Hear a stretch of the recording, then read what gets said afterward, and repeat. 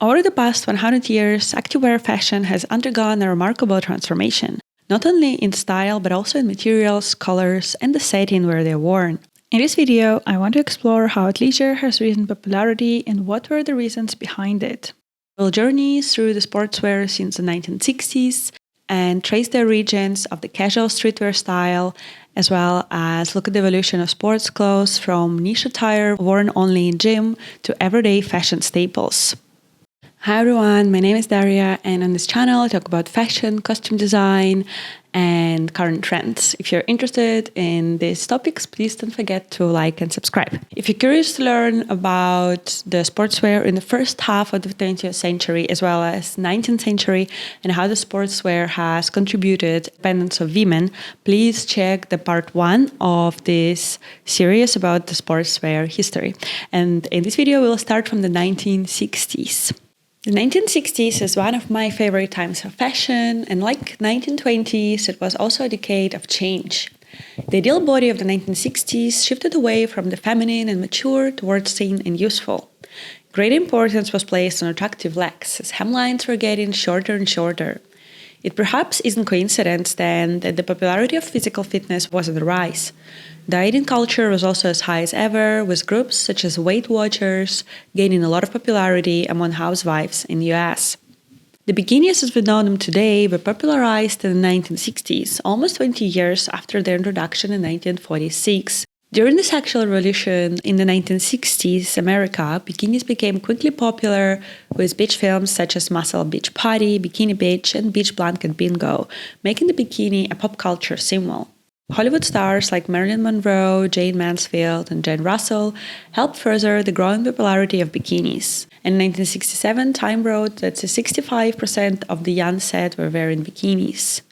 As for workout attire, the leotard was the workout uniform of the 1960s.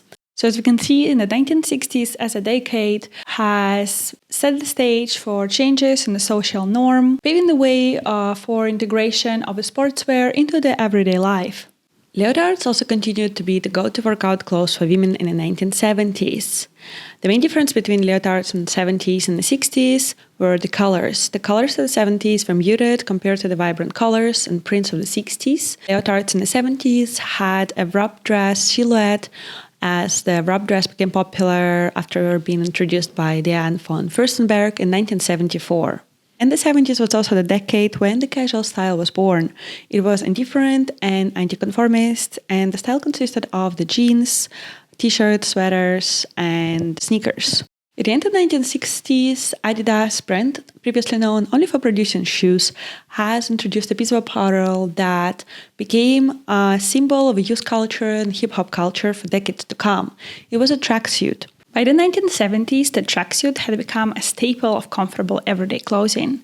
The disco era of the 70s fostered a culture that merged casual and flashy styles. The popularity of kung fu films and athletic actors like Bruce Lee, whose sleek, one-piece tracksuit from Game of Death became an iconic Hollywood image, helped establish the tracksuit as a standalone outfit that could be worn for leisure activities or as everyday attire. The 1980s were significantly popularized by a fitness craze, and it would be hard to ignore the influence of Jane Fonda calisthenics and dance workouts on women's sportswear in the 1980s. There was a sudden consumer demand for more fashionable workout clothes, mostly due to the social aspect of going to the gym. By the mid-80s, workout clothes like leotards, leg warmers, and headbands came in many colors and styles. During the time, tracksuits became a symbol of a hip-hop subculture. Run DMC released their infamous track My Adidas in 1986, and while the song was strictly speaking about trainers, rap crews' constant wearing of the Adidas tracksuits helped make the garment synonymous with hip-hop. Wise writes, "In one of the smartest ever examples of product placements, Adidas eventually came knocking. They offered the group of $1.5 million endorsement deal, officially solidifying the link between street culture and hip-hop. The trend of the tracksuit placed by shell suits, which were made from the lighter synthetic fabrics, which made it possible to wear during the athletic activity. However, the shell suit trend was short-lived, lasting only a few years. With that variety and changes in attitude towards athletic clothes came the 90s. I would argue, and you can of course disagree with me as it's just my opinion, there's a lot of other things in this video, but I would argue that the athleisure as we know it today has been born in the 90s. Casual wear was popularized by celebrities on popular shows like Friends, Beverly Hills, and Baywatch, which showcased young and attractive characters in sporty casual attire.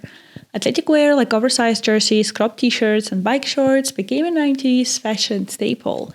Performers wore baggy jerseys on stage, while icons like Princess Diana popularized fitted biker shorts with oversized sweatshirts and white sneakers, epitomizing the 90s casual wear. Step aerobics gained some popularity in the 90s, while leotards and overtights persisted from the 1980s with crop tops and sports bras gaining popularity. So the fashion in the 2000s is known for being a bit of a mess and a mashup of different styles from the 70s and boho, as well as a hip-hop culture was gaining popularity. Hip-hop culture and fashion played a crucial role in making sports clothing acceptable for everyday wear. This era also saw the emergence of enduring streetwear styles, which continue to influence fashion today, especially with the resurgence of Y2K trends. The 2000s saw a lot of comebacks from the 1970s. One item that was making a comeback in mainstream fashion was a tracksuit, especially those made of 1970s style polyester. Brands like Juicy Couture popularized them, and they were frequently seen in popular shows like Gilmore Girls and worn by various celebrities. Tracksuits briefly fell out of fashion in the late 2000s, but resurfaced in the 2010s with the rise of athleisure trends. And of course, by the late 2000s, with increasing popularity of yoga, Lululemon, having introduced their first yoga pants in 1998, transitioned into mainstream fashion, becoming commonly worn outside of yoga classes. So we have just traced the evolution of the sportswear for the 50 years, and as we can see, it was paving the way to a athleisure trend to become as popular as it did in 2010, 2020s. And it's still maybe not clear exactly why it became popular as it did. I think there's 3 factors that has contributed to athleisure popularity. Fashion circulation. Fashion trends tend to cycle. 2000s revived 70s style, the 2010s brought back the 90s, and the 2020s saw Y2K fashion return.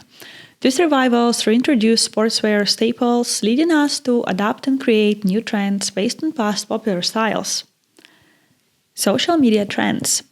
And of course, we can't ignore the impact of social media. Since Instagram launched in 2010, fashion has moved from runways and magazines to the streets, allowing individuals to define trends. Social media has also given a rise to micro-trends like blockcore and tenniscore, creating demands for specific types of clothing that might not have existed otherwise. Obsession with a healthy lifestyle. There has been a growing fascination with a healthy lifestyle. Since the pandemic, trends like that girl routines, Pilates, early morning wake-ups, smoothies, and yoga have become a necessary part of our lives. People now seek comfortable clothing to support their health-focused activities. As a result, in the 2020s, we've seen this emergence of different athleisure trends. And I think what also is different between 2010 and 2020s and athleisure trend, 2020s has introduced the luxury athleisure.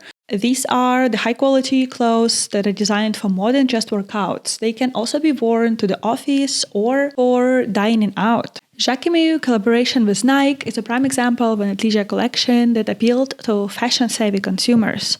Nike and Adidas stand out, collaborating with luxury brands like Gucci, Martin Rose, and Stella McCartney, driving the trend of merging luxury and sportswear. Fashion historian Deirdre Clemente writes, athleisure clothing arrived when 3 trends came together: the technical improvement of fibers to create strong, long-lasting, and flexible materials, such as spandex, a Western fascination for appearing extremely healthy, and the decline of formality in clothing, allowing yoga clothing to blend into office wear. Overall, we can see that in the past 10 to 20 years, the formal attire has declined in its popularity, while athleisure has become an everyday go-to for many people. Fashion became more flexible, especially so for women. As you can remember from the first part of this video, not so long ago, women couldn't even participate in sports, or wear sports clothes outside of the female colleges. What do you think? What has caused such a raised popularity of athleisure trend? And is it here to stay, or will it fade just like any other trends? Please leave your thoughts below in the comments. And as always, thank you for watching. Bye.